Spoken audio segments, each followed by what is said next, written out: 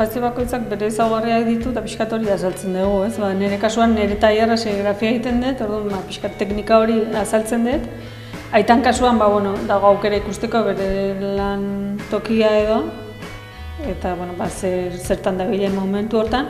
Eta hirugarren espazio honek erakusten digu pixkat lan bukatua.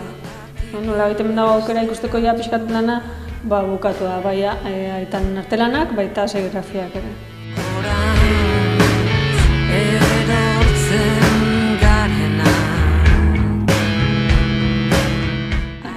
Argi genuen lanerako espaziotik behar genuela bai espazio bat obra erakusteko. Zazkenean tailerretan beti gaude lanean eta behar izatea espazio garbi bat obra erakusteko. Pixkat horregatik sortzen da hirugarren espazioa.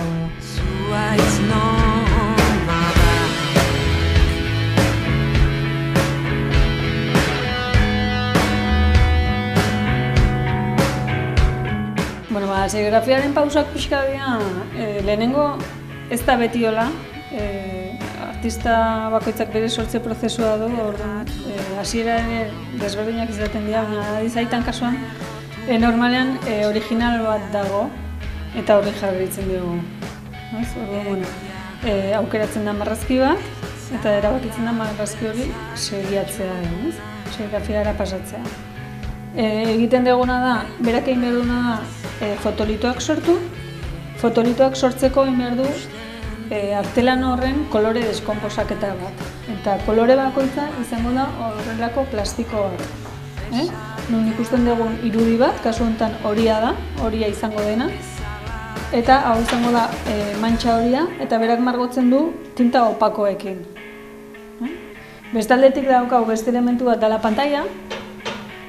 Pantaila da gure euskarria edo guk erabiltzen dugun materiala, eta honek dauka emulsio fotosensible bat edo. Argiak eragiten dion produktu bat ematen diogu.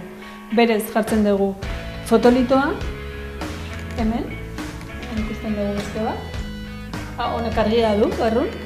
Eta errun jartzen dugu fotolitoa, pantaila emulsio horrekin eta argia ematen diogu. Eta behin argia ematen diogunean, zer gertatzen da, rebelado bat pasatzen da. Orduan, tinta pasa ez da nekutatik, emulsioa kendu egiten da, eta ikusiko genuke, hemen ikusten da emulsiona. Txuria ikusten duguna, maila irikita dagoela esango genuke, eta hortikan pasako da tinta. Berez, sortzen dena da plantilla bat. Eta kolorez kolore, kapaz kapa, juten gara sortzen marrazkia. Eta pixkat prozesua hori da.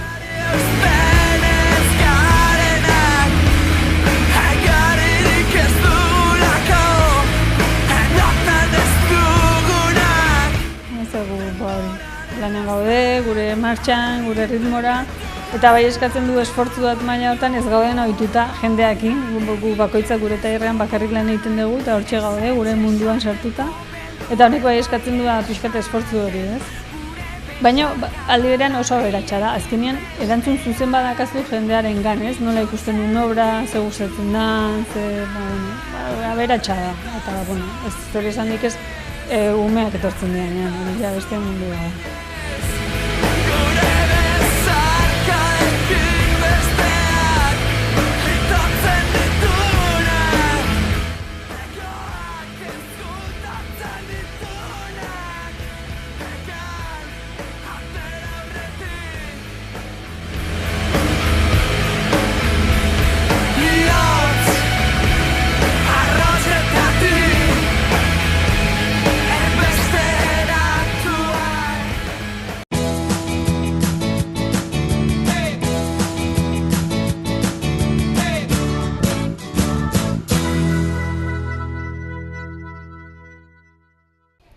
Ongi etorri Usurbila, gure herrira, gaurkoan Harriaitz ibilbidea erakutsiko dizuegu, seguru gustoko izango dezuela. Usurbildarrok gure burua ezagutzera emateko, nahi bat badaukagu, irutze zaigu herrien badauzkagula ondarearen aldetik eta kulturaren aldetik balorea oso interesgarriak, eta lanketa horretan ikusi genuen, arte garaikidearen arlorrean bazegola hemen ekarpen bat. Gainera ez ekarpen soil isolatuen bilduma bat baizik eta nolabait errelato bat ere bai. Usurbilen frankismo garaian 60ko hamarkadan loratu zen nolabait euskal kulturaren aldeko ekimen bat, eta ekimen horri jarraiki hainbat egilek, tartean usurbildar ospetsuek ere, egin zituzten beren ekarpenak, ezta? Eta ordu nolabait esan dezakegu Usurbilgo gune-gunean badagola euskal kultura garaikideari egindako halako ekarpen interesgarri bat. Eta hori usurbildarrontzat ez ezik, kanpotik datozenentzat ere oso interesgarria dela eta benetan merezi duela. Horregatik jarri nahi izan dugu Harria Hitz ibilbide hau denon erakusgai, eta iruditzen zaigu ona datorrenak topatuko dula benetan gauza jakingarrik eta interesgarrik gure herrin.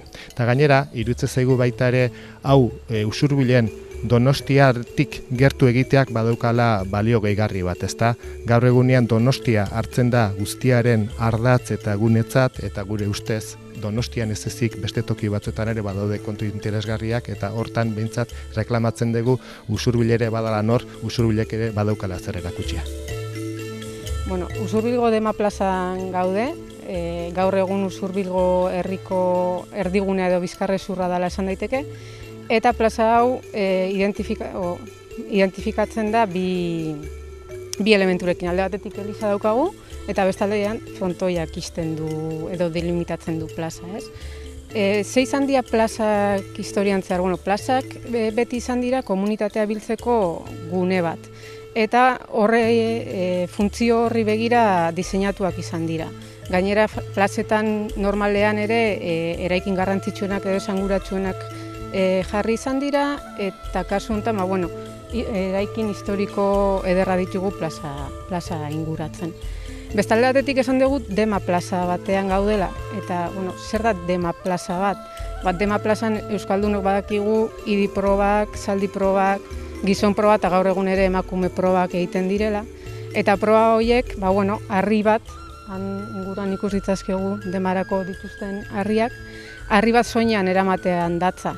Eta harri hori zenbat denbora jakin batean, zenbat eta buelta gehiago eman plazan, ariketa hobeto. Gizon eta emakumeen kasuan, harri pisutsu hori gizakiak eramaten du, ez? Eta horrek pixka metafora batera bideratzen gaitu, nola askotan entzun izan dugu agian edo barneratu daukagun nola euskaldunok sama bat badaukagun atzetik edo bizkarrean edo, ez? Nola harri pisutsu bat eramaten dugun gure egunerokotasunean.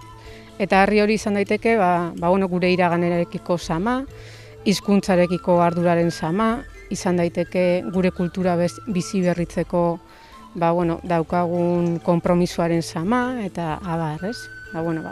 Pixka bat horrekin lotuta, esan behar da, justu puntu hontan, Dema plaza hontan, 1976an, maiatzan, jaialdi bat egin zela, euskal kulturarekin eta euskal sentimenduarekin lotura handia zuen jaialdi bat, eta jaialdi horretan, sentimentu horren adierazpen sakona izan zen. Jaialdi hori Udarregi bertsolariaren omenaldi jaialdia izan zen. Gaude, Udarregiren omenaldean, Udarregiren omenez jarri zen monumentuaren aurrean. Monumentuak denboraren iragaitea erakutsi nahi du, eta Remigio Mendiburu eskultore gipuzkoarraren obra bada. Zeintzen Udarregi? Udarregi zen 19. mendeko bertsolari bat, Juan Jose Alkain izenekoa, bera berez Aian jaioa zen, baina Usurbila etorri zen bizitzera, Udarregi baserrira familiarekin lehenengo, eta gero artikula handi baserrira. Eta gizon honek bertsotan bazekien, baina ez zekien euskaraz idazten. Orduan bere bertsoak gogorarazteko edo memorizatzeko teknika bat edo lenguai bat asmatu zuen. Eta hori da pixka bat hemen oskol hontan ikusten duguna. Zer egiten zuen? Berak raia batzuen bitartez edo marra batzuen bitartez bertso horren puntuak edo gogorazten zituen. Eta orduan gero berak hori ikusten zuenean bazekien zer bertso zen. Marra horien bitartez. Orduan Remigio Mendiburu, pixka bat omenaldi hortan hori erakutsi nahi izan zuen, hoiedia artikula handi baserriko ganbaran zeuden bertso baten aztarnak edo transkribapenak, edo ez dakit nola adierazi.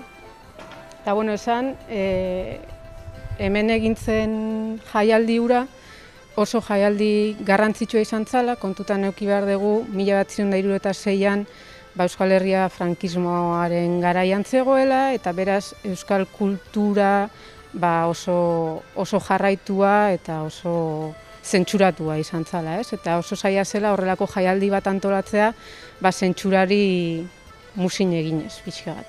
Orduan, lehenengo jaialdia izan zen, mota horretako lehenengo jaialdia izan zen, eta gainera, etzen bakarrik izan artista biltzeko gune bat, baizik eta euskararekin eta euskal kulturarekin zerikusia zeukaten ekimen desberdinak bildu ziren. Jaialdi hortan egon ziren ekintza desberdinak, euskal kulturarekin lotuak, alde batetik bai jarri zela eskultura hau Udarregiren omenez, baina aitzaki horrekin bertsolariak egon ziren, musika egon zen, euskaraz idazteko lehiaketak antolatu ziren umei begira, eta berez frankismo garaian pentsaezina zen zerbait lortu zen jaialdi horrekin Usurbilen. Eta bai izan zala beste herrientzako pizgarri moduko bat, beste herrietan eredu hori errepikatu egin zen eta omenaldien aitzakian olako jaialdiak antolatzen hasi ziren. Udarregiren omenaldi hontan aipatzekoa da Ricardo Arregi euskaltzale gazteak egin zuen hizketaldia, eta bertan oso ondo islatzen da garai hartan euskaldunok ze ikuspuntu genuen gure kulturarekiko, ez?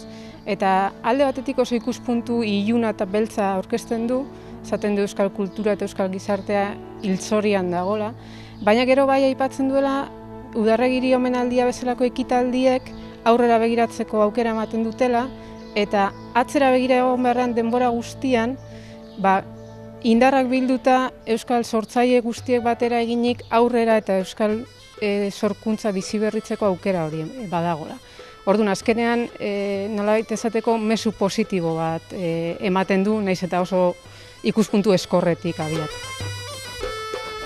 Atzean, Zumetaren murala dugu, Zumeta Usurbilgo artista ezagun bada, eta hemen atzean dugun irudi horma hau, bere artelan ezagunetarikoa da Usurbilen bertan, ez?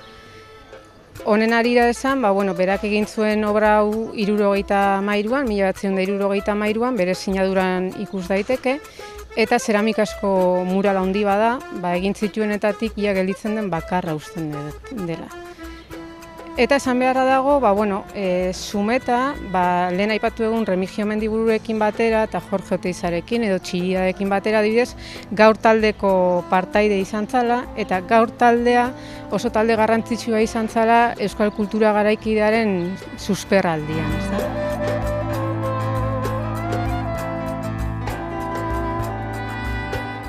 Gaude Mikel Laboa plazaren aurrean, plaza hau Zumetaren muralarekin elkarrizketa batean aurkitzen dugu Usurbilen, eta elkarrizketa horrek planteatzen digu zergatik hemen Mikel Laboaren plaza. Eta baita ere errazio bat euskal artista garaikideen eta euskal kantagintza garaikidearen artean. Azkenean, 60ko hamarkadan eman zen kulturestanda, ez zen kulturestanda artistiko bat bakarrik izan, kulturestanda orokor bat izan zen, eta bertan kultur sorkuntzako partaide desberdinak bateratu ziren, bai artistak, bai idazleak, baita kantariak edo musikariak ere. Plaza hau, Zumeta berak diseinatu zuen, garai batean txirristra handi bat zeukan, gero kendu zen, txirristraren plaza izena zuen, baina 2009an Usurbilgo herriak Mikel Laboari omenaldi bat egin zion, eta omenaldi hortan izena aldatu zitzaion, eta Mikel Laboa plaza izena jarri zitzaion. Bertan ikusten diran plaka eta eskultura ere, 2009koa dira, bata bertako artista batek eginikoa, Peles artista usurbildarrak, beko plaka hori, Mikel Laboaren plaka, eta bestea artista donostiar batek eginikoa da, lehiaketa bat irabaztearen ondorioz. Orduan ikusten dugu baita ere Usurbilek euskal sorkuntzaren inguruan duen harremana eta konpromisoa gaur egun oraindik jarraitzen duela. 60. hamarkada hartan egon zen susperraldi harek, nolabait markatu zuela eta sorkuntzaren alde lanean jarraitzen duela.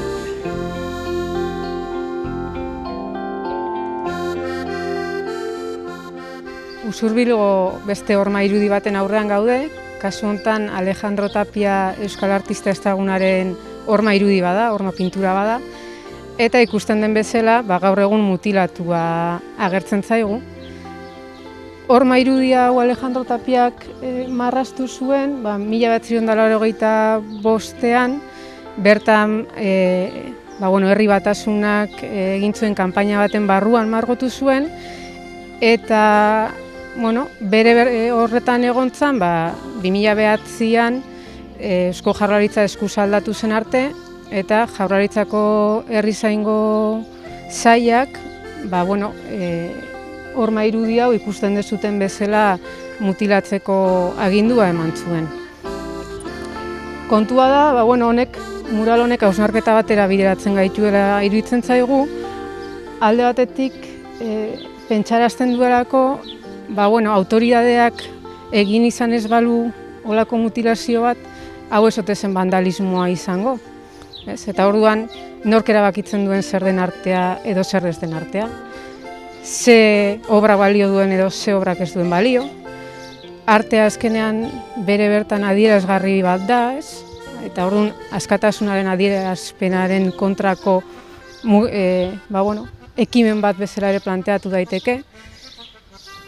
Euskal artista ezagun baten obra da, beraz, Euskaldunon ondarearen parte den obra bada, eta nork erabakitzen duen zer den ondarea eta zerrez.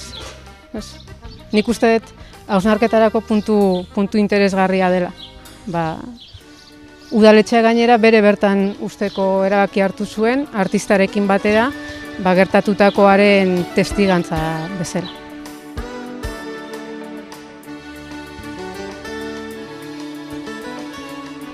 Usurbilgo Askatasuna plazan, Carlos Zabala Arrastaluk eginiko obra ikusi dezakegu, kolore biziz eginiko zeramikazko monigote batzu dira, eta Usurbilgo egunerokotasuna eta euskal kulturako partaide diren elementuekin eta pertsonaiekin dago osatuta. Hemen nire atzean justu bere autorretrato bat egin du, artista berak, beraz dugu Arrastalu bera, eta plaza honen barnean badaude beste bi pertsonaia, Usurbilen eta euskal kultura garaikidean garrantzia handia izan dutenak, Hartzea Anaia txalapartariak. Alde batetik Josean Hartze daukagu poeta eta euskal poesian iraultzailea izan den pertsonaia eta usurbildarra bera ere, eta beste alde batetik Jesus Anaiarekin, Hartzea Anaiak bikote txalapartaria osatu zutenak, eta bere garaian elementu tradizional bat euskal kultura garaikidearen parte bizi bihurtu zutenak. Txalaparta oso lotuta dago euskal kultura tradizionalarekin, eta tradizio horiek bizi berritzen ere, oraingo hontan Orekateek izeko txalapartariak ere Usurbilen bere txokoa topatu dute, eta orain gutxi txokoaldeko txalaparta txokoa inauguratu dute. Beste adibide bat Usurbilek kultur sorkuntzan, euskal sorkuntzan duen paperaren adierazgarri izan daitekeena. Gainera txalaparta, tresna tradizionala izanik, esaten da sagardogintzarekin oso lotua dagoela, eta sagardogintza bai dela Usurbilen bizi-bizirik dirauen tradizioetako bat.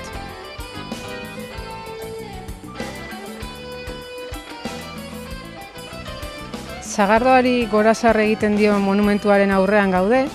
Obra hau Gotzongu egun artista lasartearraren lana da, eta baita ere Usurbilek 2007an martxan jarri zuen lehiaketa baten irabazle izan zen, eta hemen dugu bere eskultura iturria. Ikusten dezuten bezala, sagardoarekin lotutako elementuak ditu ikusgarri, eta esan sagardoa tradizio handia izan duela Buruntzaldean, baina ez Buruntzaldean bakarrik, Gipuzkoa osorako oso garrantzitsua izan dela historian. Usurbilek ere paper garrantzitsu bat izan du sagardogintzan eta jarraitzen du izaten. Eta hemen lotzen dugu apur bat, esaten genuen hori Usurbil oso tokia proposa izan dela tradizioa eta modernitatea uztartzen jakin duelako, ezta? eta tradizio bat euskal gizartearentzat eta Gipuzkoako gizartearentzat garrantzi handia izan duena, alde batetik oso aspaldidaniko kontua dalako sagardogintza edo behintzat sagar eta sagastien kontua, gaur egun gure paisaietatik desagertu den zerbait izan da, sagastiak, gaur egun ematen du berrio bultzada bat eman nahian dabiltzala. Baina, esan Kristo aurreko lehenengo mendean Estrabon geografoak esaten zuela lur hauetan pitxarra izena zuen sagardo edari bat, sagarrarekin egindako edari bat edaten zela, eta Pierre de Lancre inkizidore famatuak ere euskaldunak deabrutzat edo jo zituen sagardoarekin egindako edaria edaten zelako, eta bere irudimen arriskutsu horretan sagarra bekatuaren irudi zen, azkenean Adanek sagarra janaz oska eginez bekatari bihurtu zen, eta orduan Euskal Herriko emakumeak ere pixkat sorgin edo bezala irudikatu zituen sagarra ebak eman ziolako Adani, ezta? Orduan, irudimen hortatik errealitatera etorriaz, egia da sagardoak garrantzi handia izan zuela Euskal lurraldea potentzi bat izan zenean itsasoan, izan ere, alde batetik ura ezintzen eraman itsasontzietan, eta sagardoa eramaten zen. Eta gaur egun zabaldu den hipotesi batek esaten du, agian eskorbutua ekiditeko modu aproposa izan zala sagardoa edatea, ezta? Bestalde batetik Usurbilen gaude, Usurbil Oria alboan dagoen herria da, eta Oria ibaia izan da historian zehar, ontzigintzan tradizioa handia izan duen tokietako bat, eta Usurbilgo ontzioletatik ere, potentzia hortako ontzi asko atera ziren. Orduan, hemen pixka bat borobiltzen dugu gure bisita, modernitatetik tradiziora atzera pixkat bueltatuz. Puntu honetan, borobiltzen dugu gure harria hitz ibilbidea, tradizioa eta modernitatea uztartzen duen ibilbide bat, kasuntan tradizioan eta gaur egungo artista baten obraren loturarekin bukatzen dugu. Esan harria hitz bisitagiatua martxan dagoen bisitagiatu badala, Usurbilgo udaletxeak eskaintza zabaldua duela, eta hemendik gertu egongo den ekimen baten barruan, uztailean UEUko ikastaro bat antolatu da Usurbilen, eta horren baitan bisitagiratu hau bere osotasunean eta azalpen zabalagoekin ikusteko aukera egongo da, eta bertara etortzeko gonbita luzatzen dizuegu.